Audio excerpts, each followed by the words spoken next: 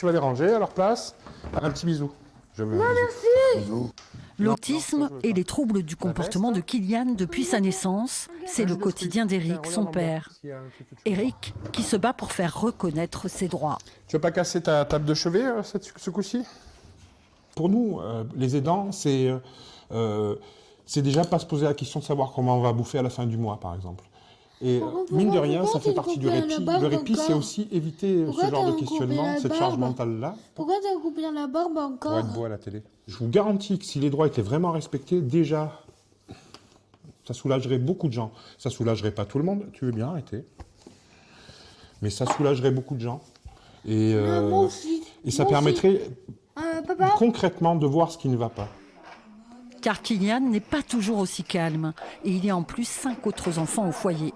Pour s'occuper de son fils handicapé, Éric a dû arrêter son travail. Donc là, ici, c'est la chambre à Kylian.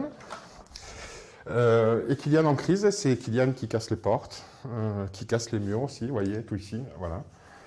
Parce qu'il se frappe, il frappe sa tête contre les murs et voilà. Donc ça, c'est quand il est auto-agressif, il se mord le doigt, il va casser ses voitures. En fait, il a 12 ans et dans sa tête, il a 4 ou 5 ans. Et il lui faudrait des jouets de 4 ou 5 ans, mais adaptés à un enfant de 12 ans. Ça n'existe pas. Quand il revient des 2 instituts médico-éducatifs où il passe 2 nuits par semaine, son père ne le quitte pas d'une semelle. Éric a créé sa page Facebook. Ce message est une alerte.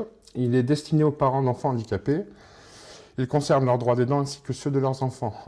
En août, il a gagné son procès en justice pour obtenir plus de compensation financière comme aidant de personnes handicapées.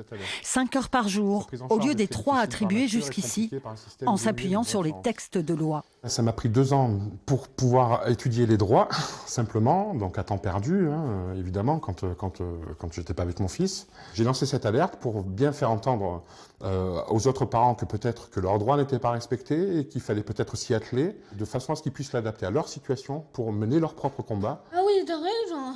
Oui, j'ai raison. Ouais. Ah oui, là. Ah oui. Ah non, carrément.